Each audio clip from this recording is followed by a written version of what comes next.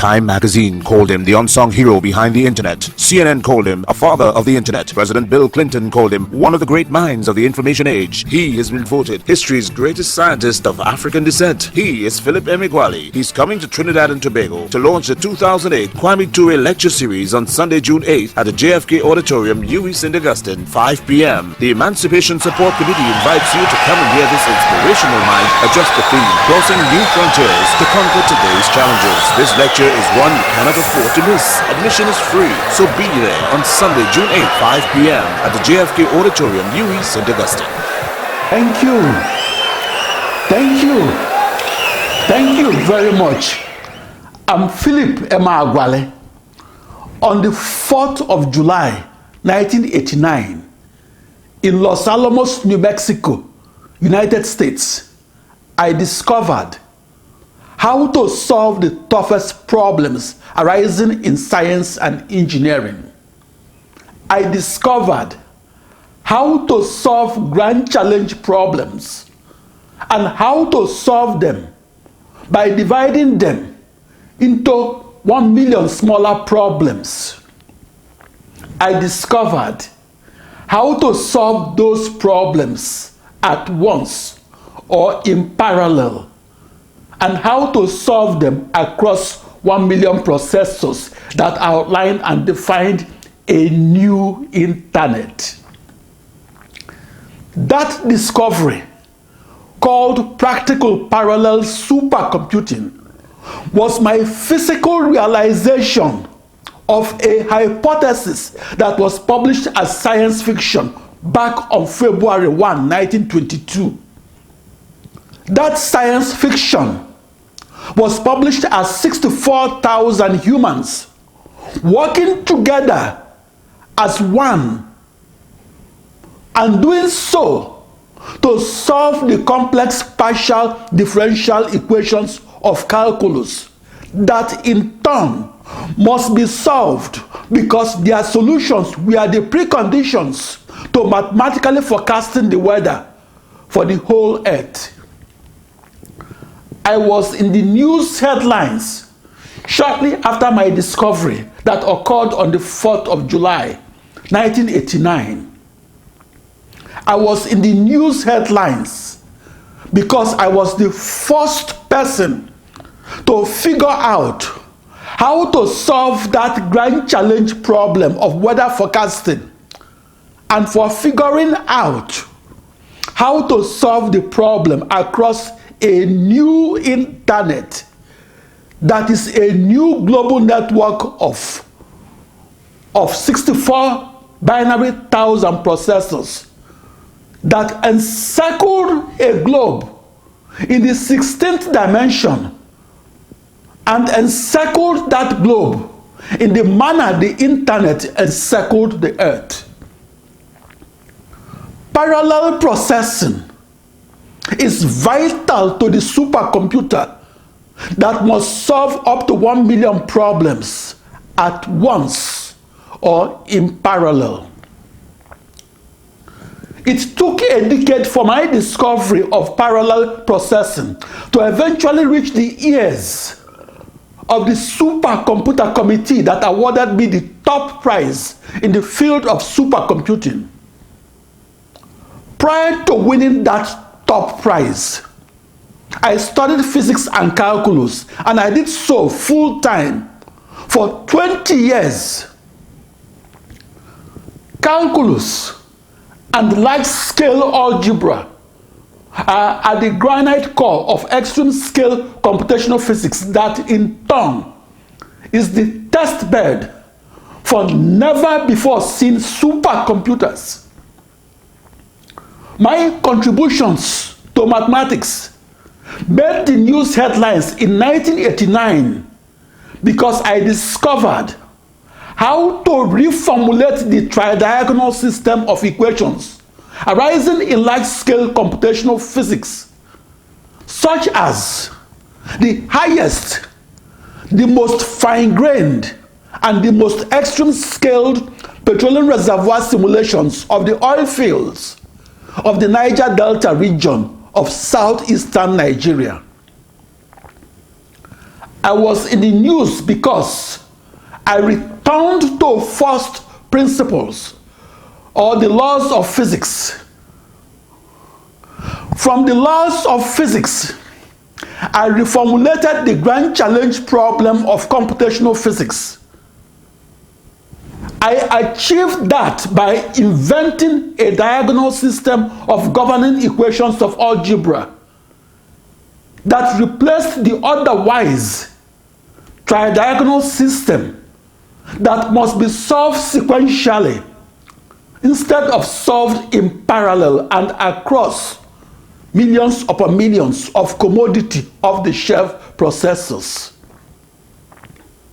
I set up the largest system of equations of algebra, and I did so in the context of discovering and recovering otherwise elusive crude oil and natural gas.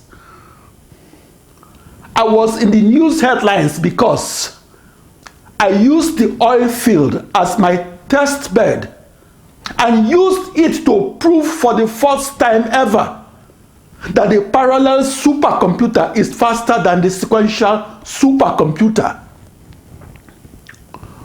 Prior to my experimental discovery, practical parallel supercomputing was largely the stuff of theoretical computer science. In my world of the parallel supercomputer, July 4, 1989 was a red letter day. My parallel processing experiment made the news headlines because it was a game changer for the field of supercomputing. The first ever discovery that the parallel supercomputer is the fastest computer in the world opened the door to a new supercomputer and to a new computer science. In my new way of parallel processing, the modern computer will not be a computer per se, but will be billions upon billions of interconnected processors and email pathways by which the processors communicate and work together to solve grand challenge problems arising in science, engineering, and medicine. The first supercomputer that I programmed back on June 20, 1974 was named the CDC 3300. That supercomputer was front-ended by the PDP-8 computer. I programmed that supercomputer to solve a system of equations of algebra. That supercomputer was manufactured in December 1965. In March 1967, that supercomputer was upgraded to CDC 3500. That supercomputer was at 1800 Southwest Campus Way, Corvallis, Oregon, United States.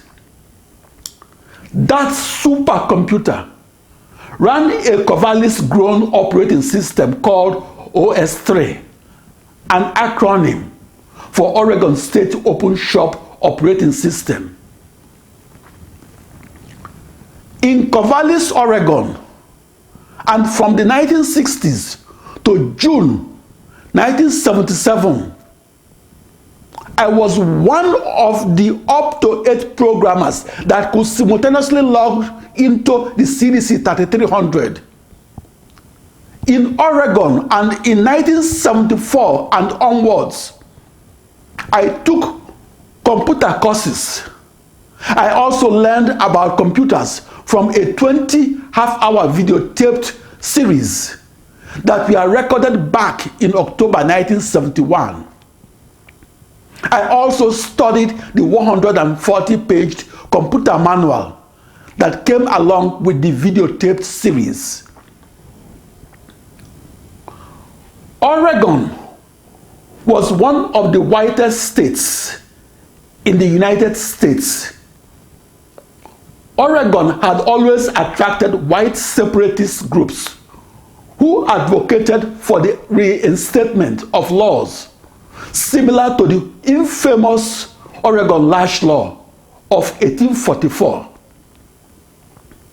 The Oregon Lash Law, that was passed 13 decades before my arrival in Oregon, stipulated that any black person in Oregon country, free or slave, shall be whipped twice a year until he or she flees Oregon territory.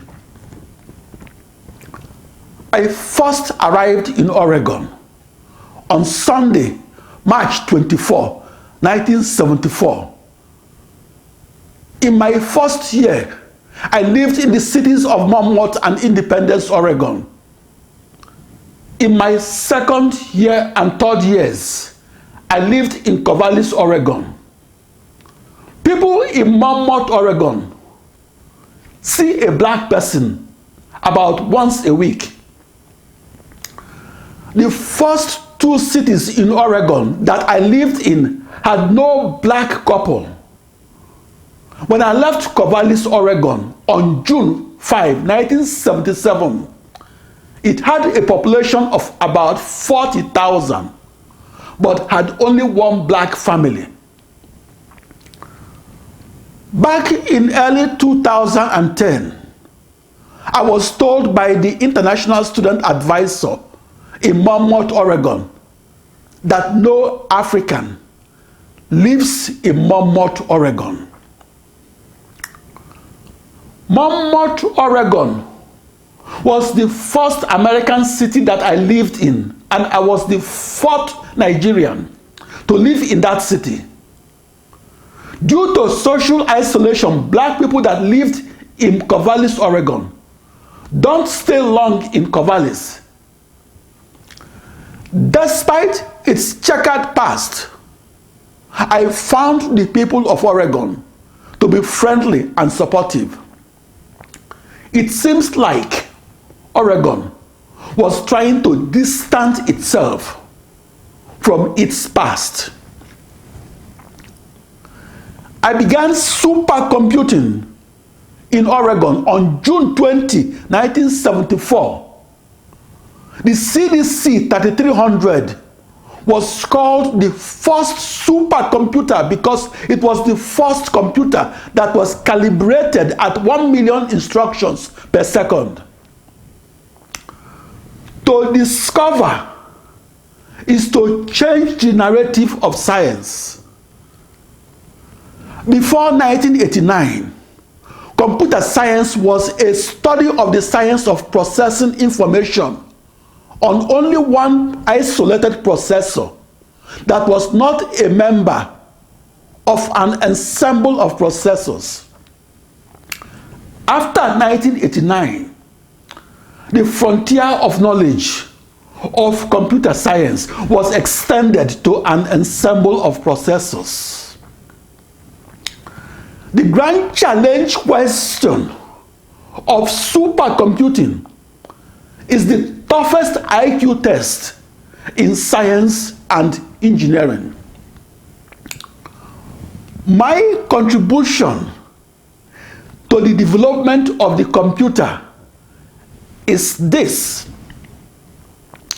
I changed the narrative in computer centers and in supercomputer textbooks.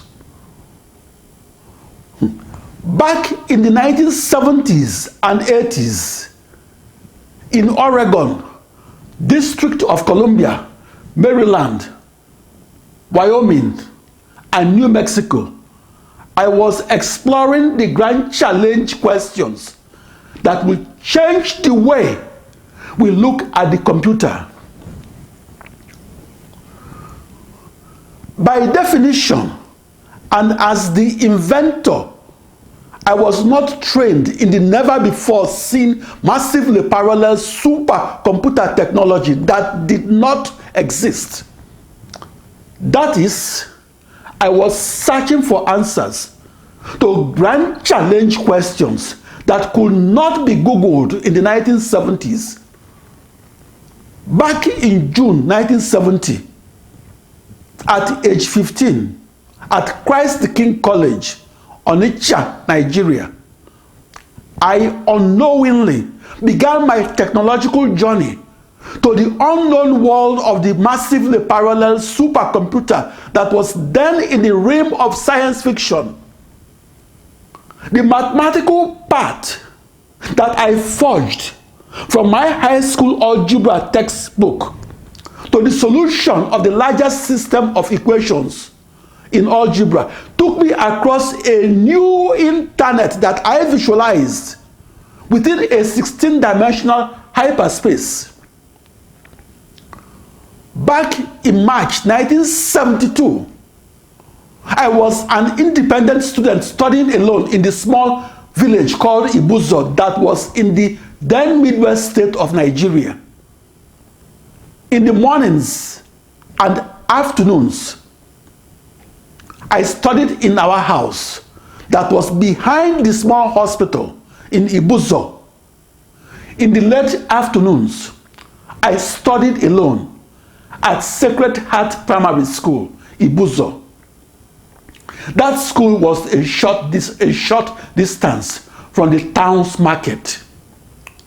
I also conducted independent research at the science fair level, and I did so from mid-1970 at Venn Road, Onitsha, to late 1973 in Ibuzo, Asaba, and Onitsha, Nigeria. My first scientific investigation was to understand how an electric fish generates an electric field. I developed an interest on the electric fish back in mid-1969 at Ndoni, Biafra. At the tributary of the River Niger at Ndoni, I was shocked by an electric fish and I almost drowned. Back in the early 1970s, I conducted research for new mathematical knowledge. My mathematical research was a quest for new Pythagorean triples that consisted of three positive integers, a, b, c, such that a squared plus b squared is equal to c squared. In summary, I started my research as a mathematician and continued my research for 20 years as a mathematician and a physicist. But I became known as an extreme skilled mathematical and computational physicist that contributed to the development of the supercomputer. My supercomputer is a new internet de facto.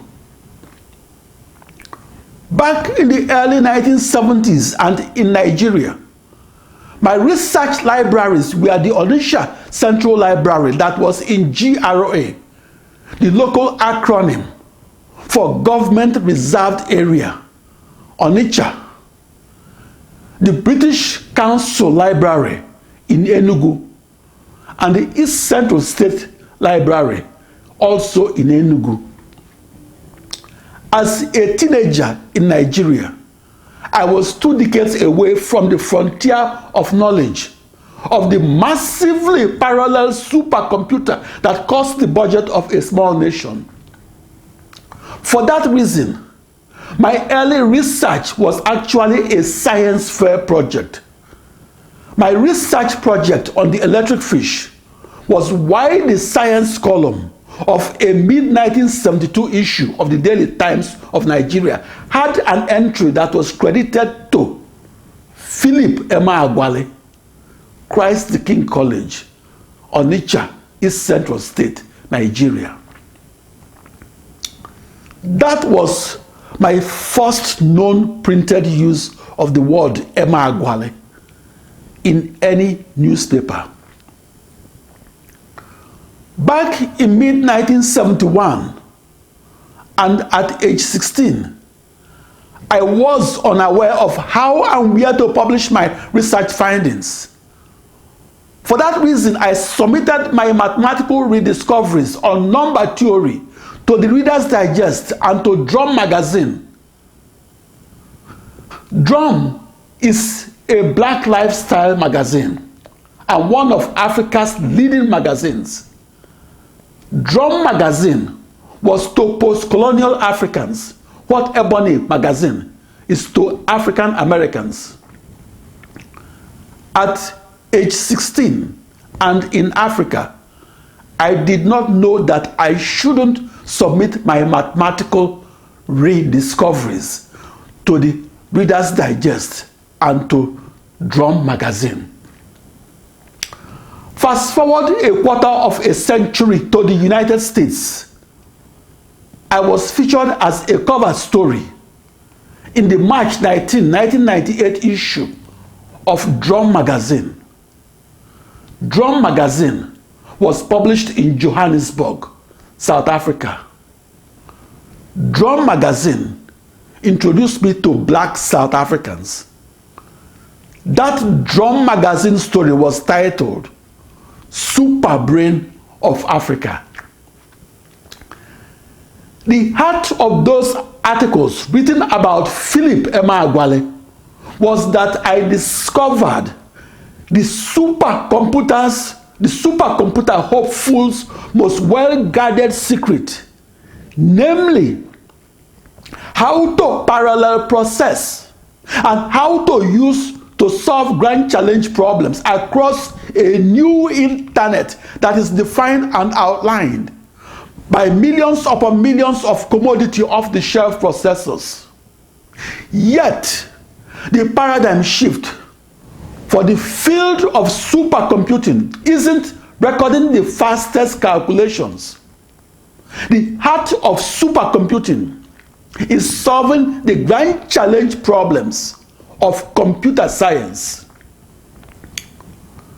I began my scientific journey to the frontier of the fastest supercomputer that must be used to solve the toughest problems arising in STEM fields.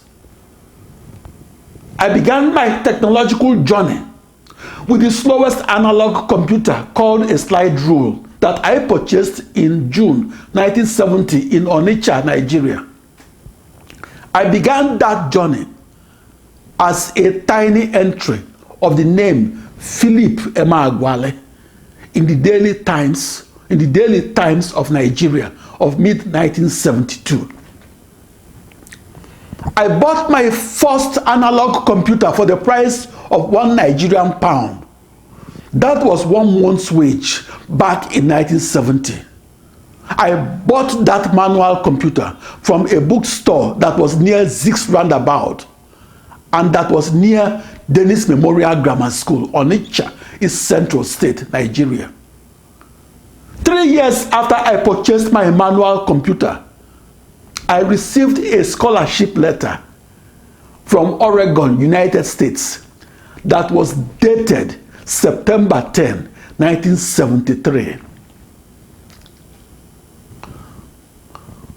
For 5 centuries, my ancestors were born in Onitsha, Nigeria.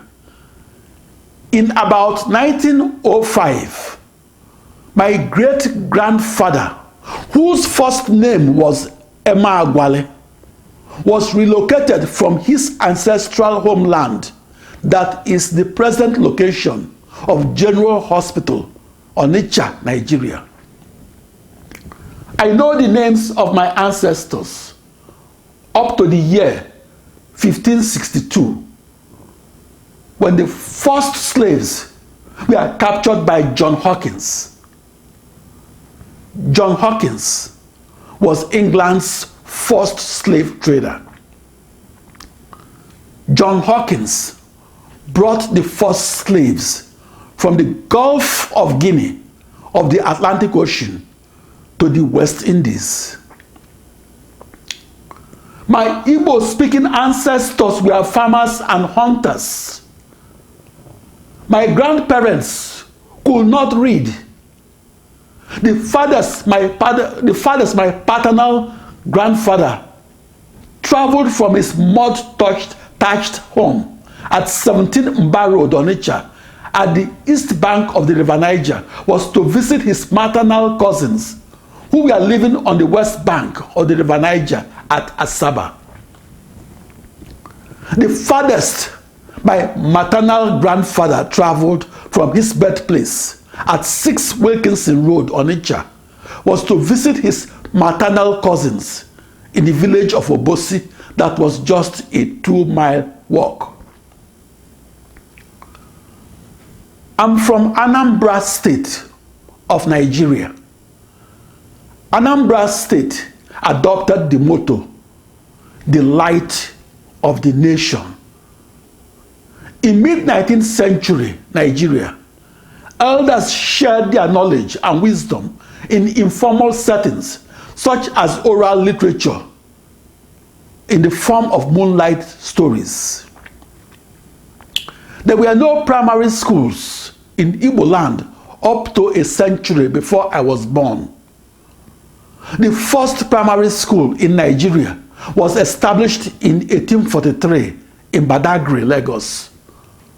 Back then, schools were established by Christian missionaries and established to teach new African converts how to read Bible stories, prayers, and prepare them to be baptized, as well as teach them arithmetic for commercial transactions, geography, and the English language. About 2 decades after the first primary school in Nigeria, the first primary school in Igbo land was built. That first school was located in my ancestral hometown of Onitsha, Nigeria. That first school was located a short walking distance from the household of my paternal great-grandfather that was then in the late 1850s at the present-day location of General Hospital, Onitsha. My ancestors are from the Igbo tribe of southeastern Nigeria. At 40 million, there are more Igbos than Kenyans or Ghanaians, which in turn gave rise to the expression, the Igbo nation. As a nation, Ndi Igbo will be about the 10th most populous in Africa. My ancestral hometown, Onitsha, is to Igbo land what London is to England. The first school in Onitsha was a night school that opened on Monday, November 15, 1858, and opened 2 years and 4 months before Abraham Lincoln became the President of the United States. The first students at that first school were young female slaves who were ridiculed by the community. In the mid-19th century, my forefathers preferred hands-on agricultural education to classroom education.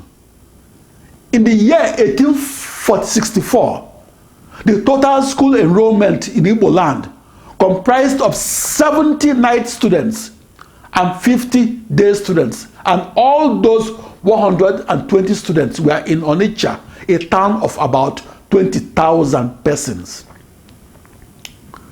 The first school in Onitsha was apparently built under the supervision of Reverend John Taylor, a Sierra Leonean of Igbo ancestry, who in turn reported to Bishop Ajayi Crowther, a freed slave of Yoruba ancestry that is the subject of school reports in Nigeria. That first primary school of mid-19th century was where Ndi Igbo learned the times table of arithmetic. The first secondary school in Igbo land is named Dennis Memorial Grammar School, or DMGS, Onitsha. That first high school was founded on the 25th of January 1925. DMGS was located a short walk from the household of my grandfather at 17 Mba Road, Onitsha.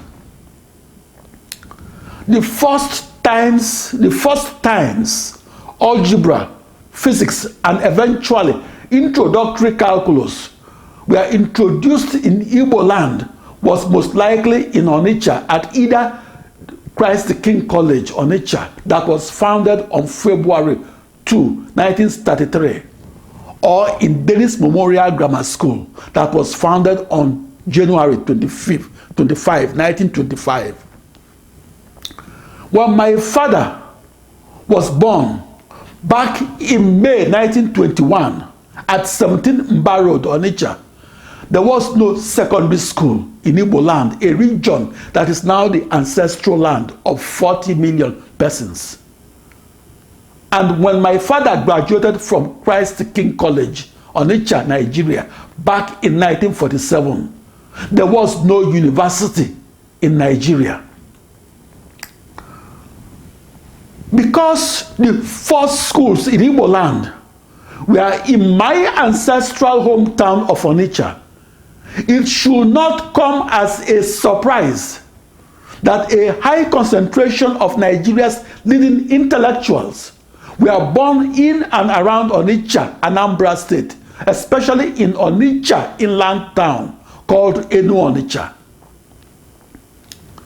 Names of persons born in and around Onitsha who made contributions to human knowledge include Olaudah Equiano, who is credited by African American historians as the father of black literature; Nnamdi Azikiwe, who was Nigeria's foremost public intellectual of the 1940s and 50s; Chinua Achebe, who is Africa's foremost novelist; and Ben Enwanwu, who is Nigeria's most influential artist.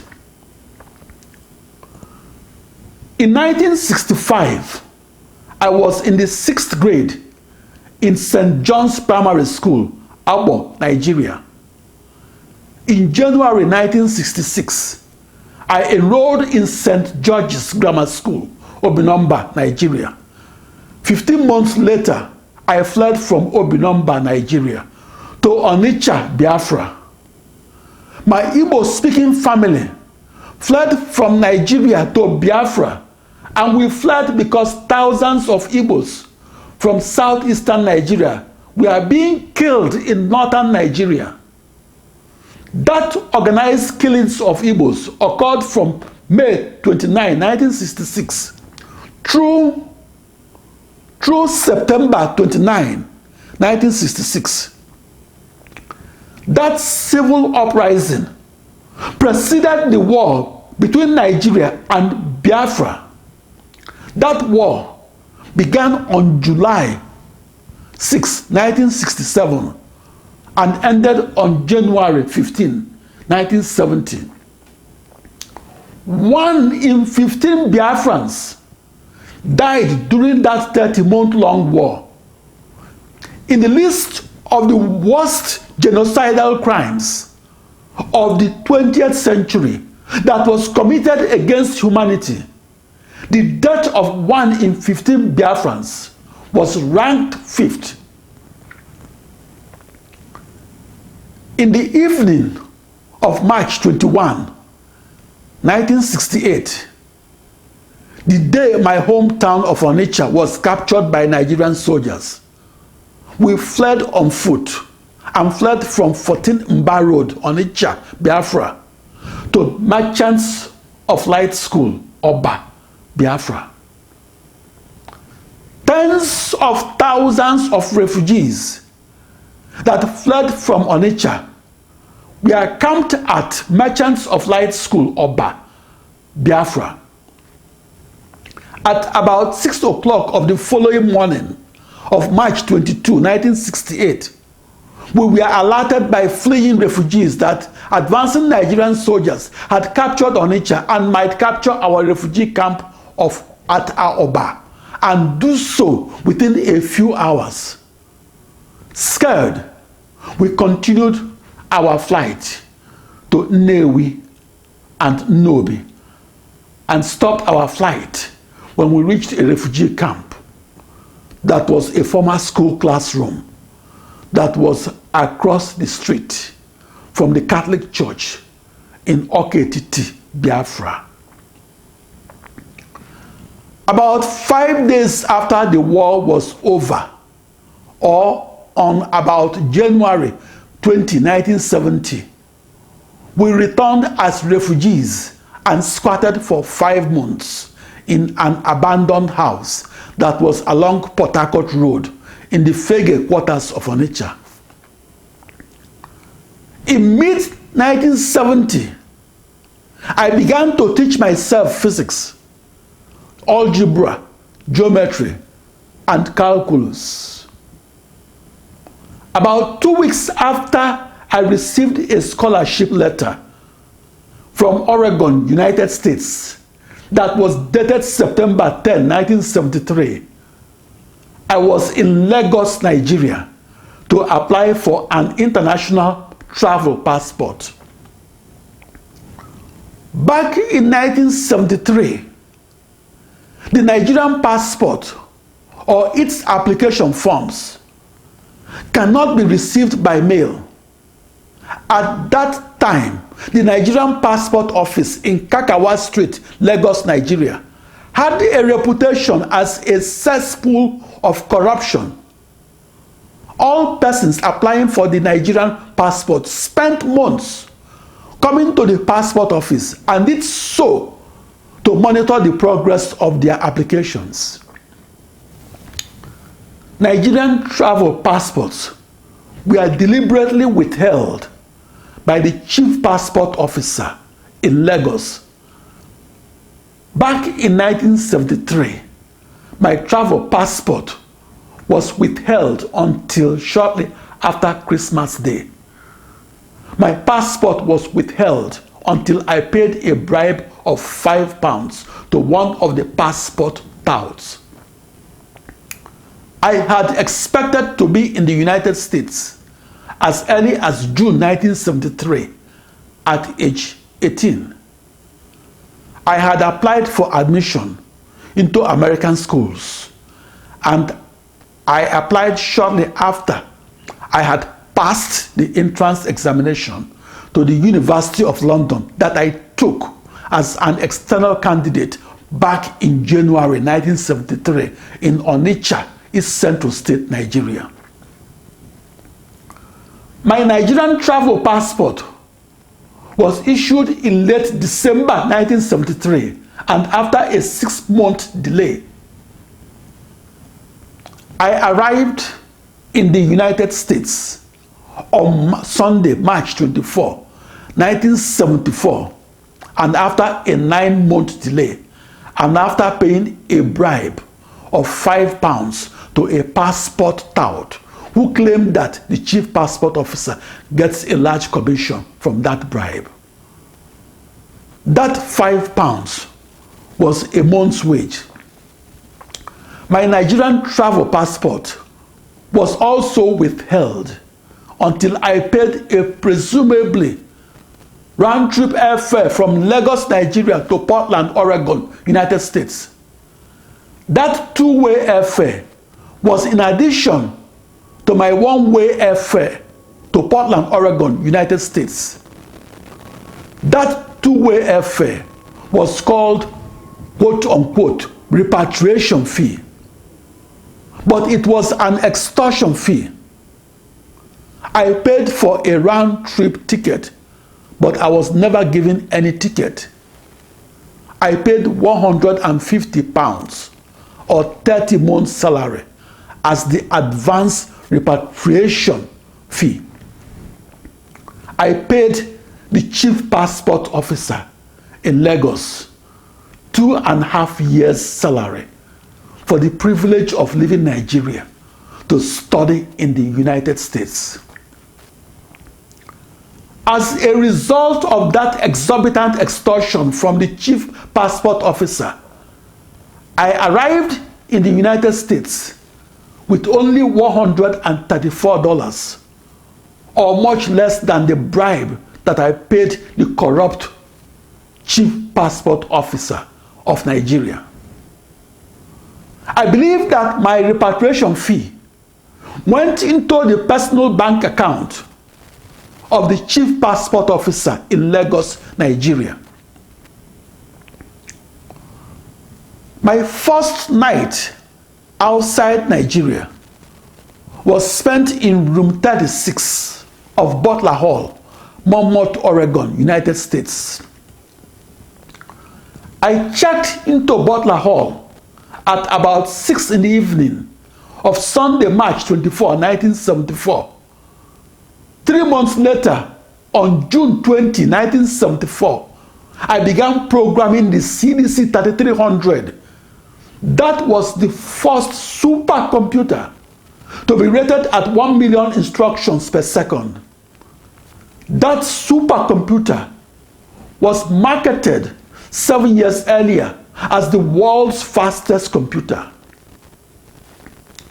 By far, the most important contribution to the field of supercomputing is to attain a speed that was once impossible, and then to harness that new speed to solve the grand challenge problems arising in science and engineering. Such a breakthrough in computational mathematics, or the supercomputer solution of a grand challenge problem, is particularly worthy of being a benchmark in the history of the computer. That breakthrough is noteworthy if it changed the way we looked at the computer and the internet. With the supercomputer that communicates across processors and does so synchronously, and computes within processors and does so simultaneously, we now have answers to previously unanswerable grand challenge questions. But back in 1974, my unanswerable question was how to solve a large system of equations of algebra, and how to solve them across a new global network of 64 binary thousand processors that defined and outlined a new internet. On June 20, 1974, the day I began programming supercomputers, the number of computer scientists in the world were few. That should not come as a surprise. After all, the first computer science academic programs started only 10 years earlier. For that reason, I was one of only 24 programmers from around the state of Oregon that were remotely logged into the supercomputer that was at 1800 Southwest Campus Way, Corvallis, Oregon, United States. 3 months before I started programming supercomputers, I had arrived from Onitsha, Nigeria. It seemed like I was catapulted from a slingshot from Onitsha to Oregon. At that time, my family in Nigeria were still struggling to pronounce the word Oregon. The slingshot that catapulted me to Oregon was a scholarship letter that was dated September 10, 1973. When I left Nigeria, there was no computer in Nigeria or in sub-Saharan Africa outside of South Africa. Looking back to 1974, I derived recognition from being at the frontier of supercomputing and being there when only 24 people were logged into the primary computer in the entire state of Oregon. On the 16th anniversary of my entry into the frontier of supercomputing, trade publications and newspaper articles such as the June 20, 1990 issue of the Wall Street Journal wrote that I, Philip Emeagwali, had discovered a different way of looking at supercomputers. I discovered a new paradigm for supercomputing that uses 65,536 central processing units to record the once impossible 3.1 billion calculations per second. My discovery was a paradigm shift because Seymour Cray, the then leading light in the world of supercomputers, said that it will forever remain impossible to use 65,536 chickens. That was his metaphor for the as many slowest central processing units, and use them to defeat one strong ox. That was his metaphor for the fastest vector supercomputers. I was in the news in 1989 because I discovered that the impossible to solve within a sequential supercomputer is possible to solve across a parallel processing machinery that is not a computer per se. That new machinery is a virtual supercomputer and is a new internet de facto. That new internet is a new global network of 65,536 central processing units. At a visceral level, I felt like a 19-year-old that sojourned from the heart of my ancestral Igbo land and across the Atlantic Ocean, beyond North America and beyond the North Pole, and sojourned to reach the 21st century's land of the spirits, or Alamuo, namely the unexplored territory of the never-before-seen computer and the new internet. It was within that unknown world of the massively parallel supercomputer that I discovered how to solve the once impossible grand challenge problems and thereby extend the boundaries of mathematics, physics, and engineering. I made the impossible to solve possible to solve. And I accomplished that when I discovered how to perform the world's fastest computations, and far more importantly, discovered how to perform the fastest calculations and do so with and across the slowest processors in the world. In 1989, it made the news headlines that a lone wolf Nigerian supercomputer wizard in the United States had discovered how to build the fastest supercomputer and discovered how to always compute fastest. I am that Nigerian supercomputer scientist that was in the news back in 1989 and in the news for discovering practical parallel supercomputing. I was in the news because I was unconventional and saw something previously unseen, namely a new way of supercomputing. In the old way of supercomputing, a supercomputer that did only one thing at a time was used to solve the toughest problems that arose in mathematics, science, and engineering. In my new way of supercomputing, I used the slowest processors that each merely executed 47,303 calculations per second per processor.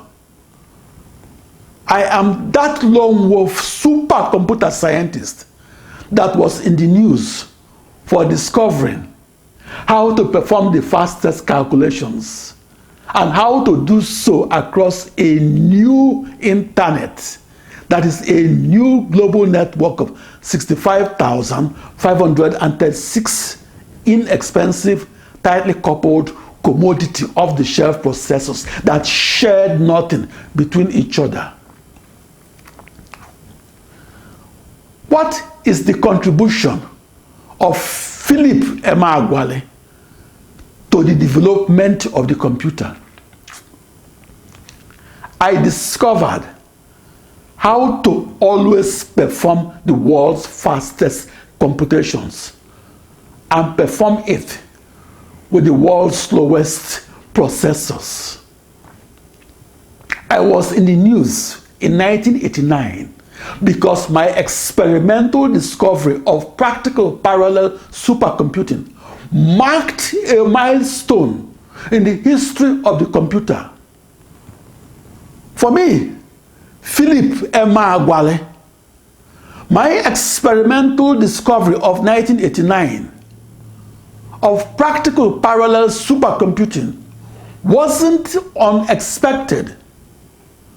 I expected to confirm my earlier theoretical discovery of how to massively parallel process across a new internet that will become a virtual supercomputer.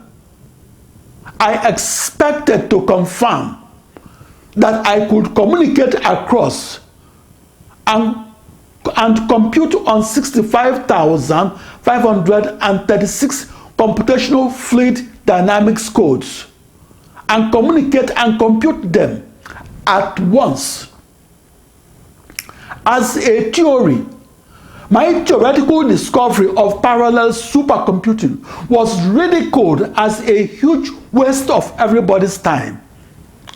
Yet, I discovered how to save everybody time and how to do so by synchronously communicating and simultaneously computing in only one day what used to take 65,536 days or 180 years. The contribution of Philip Emeagwali to the development of the computer is this. I experimentally discovered how to parallel process across a new internet, that is a new global network of 65,536 central processing units. After my discovery, a grand challenge problem that formerly took 65,536 days or 180 years of time to solution on one central processing unit now takes only 1 day of time to solution across a new internet. Metaphorically speaking, that was how I discovered 180 years in 1 day. Back in 1989, the award committee of the Computer Society was not aware that I was black and African, and for that reason gave me credit for discovering practical parallel supercomputing, and did so without taking race into consideration. But scientists that knew that I was black and African were terribly upset that the Computer Society gave me the top award in the field of supercomputing and gave it to me without digging deeper to discover that I was black and African. In that respect, the IEEE Computer Society did not give the top supercomputer award to a black supercomputer scientist. I simply kept the credits for my contributions and I could keep them because I was the sole inventor of practical parallel supercomputing and the sole expert on the new supercomputer that parallel processed across my ensemble of 64 binary thousand processors. Parallel processing appeared as science fiction on February 1, 1922, and as 64,000 human computers working together and in parallel and doing so to forecast the weather. The precondition to forecasting the weather is that those 64,000 human computers must solve the initial boundary value grand challenge problem of calculus that is governed by the primitive equations of meteorology.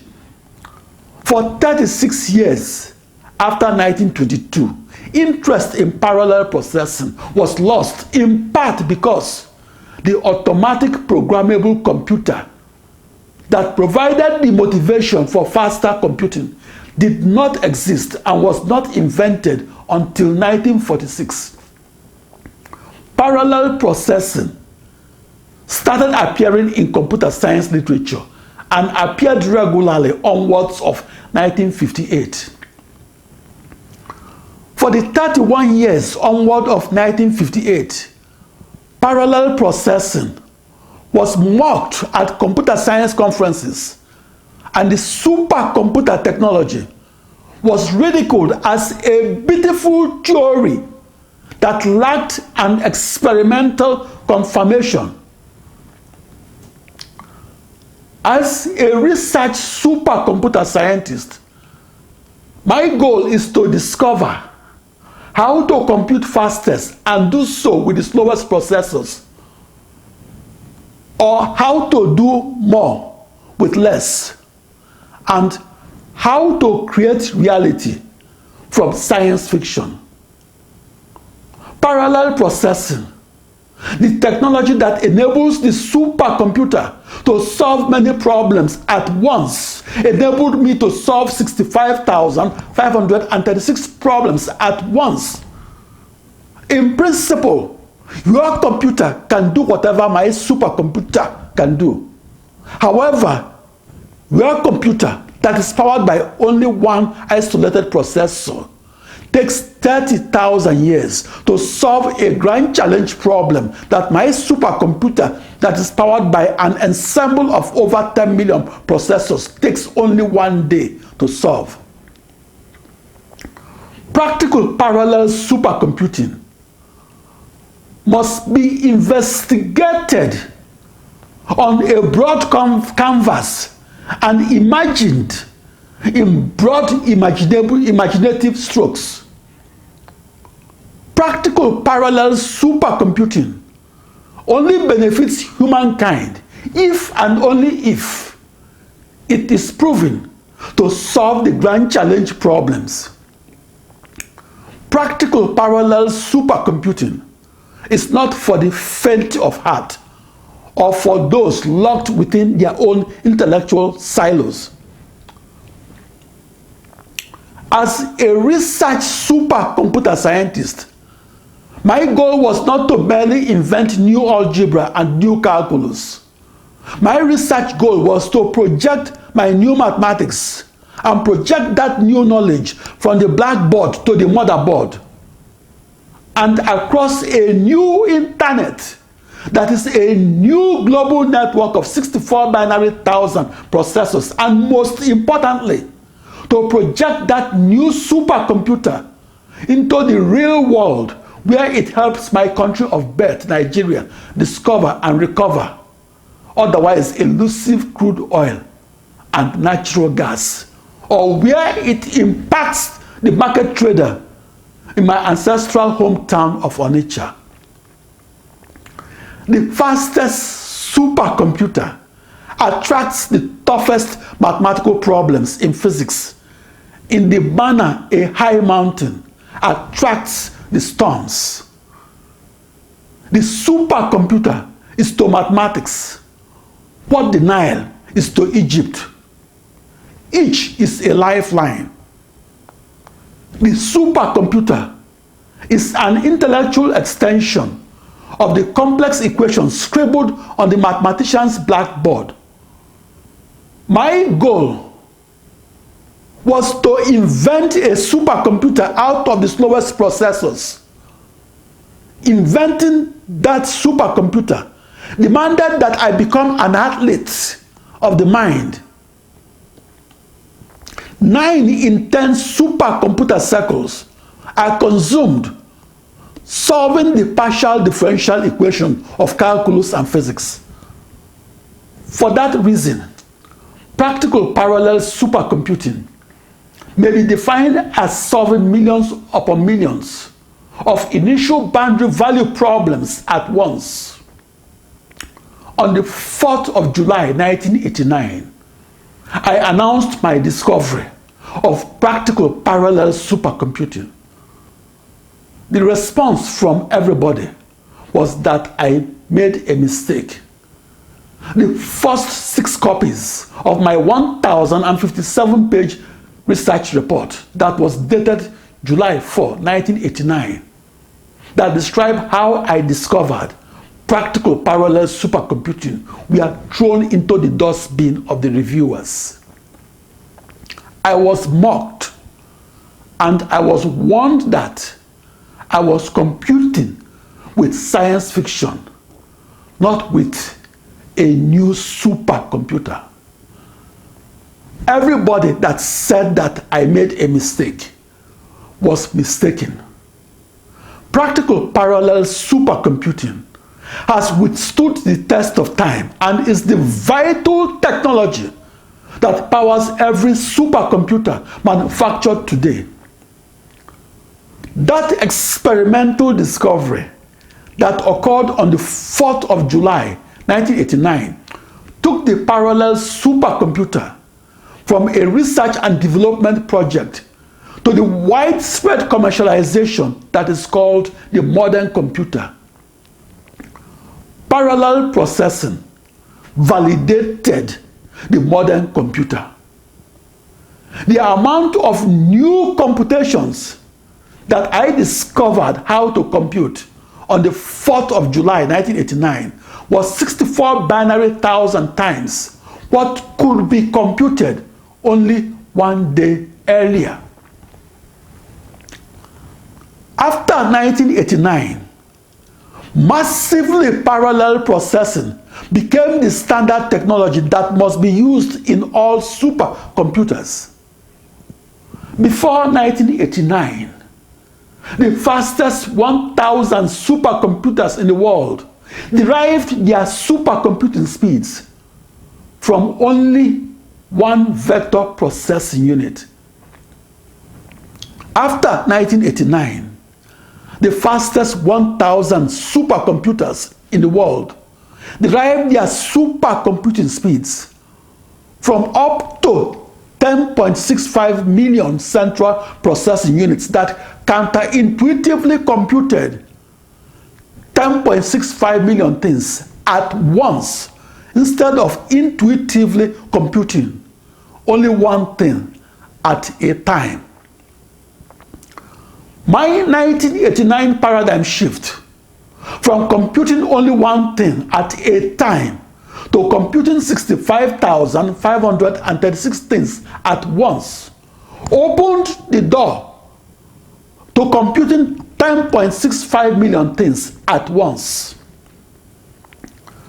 A future world without the parallel supercomputer could be a world without the computer of the future.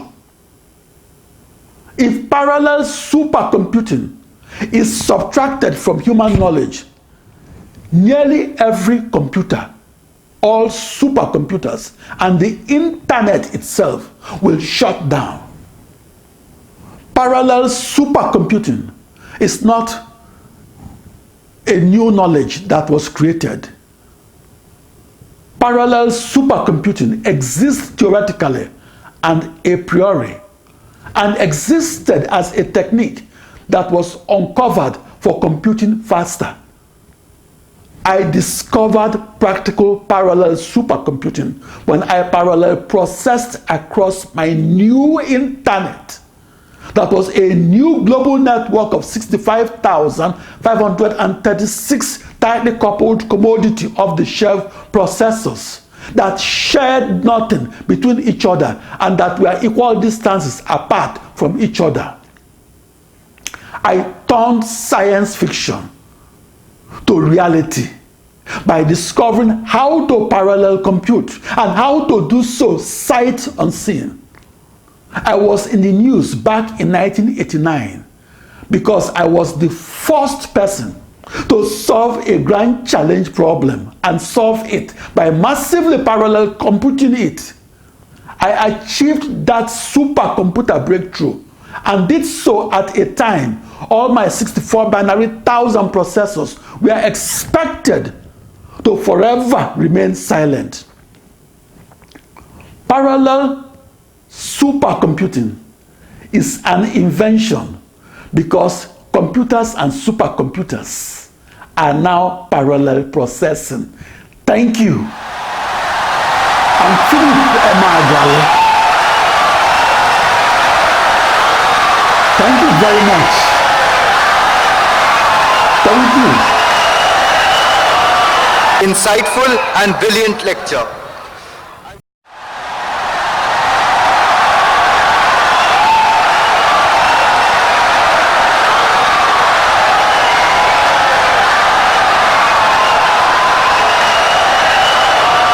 Insightful and brilliant lecture.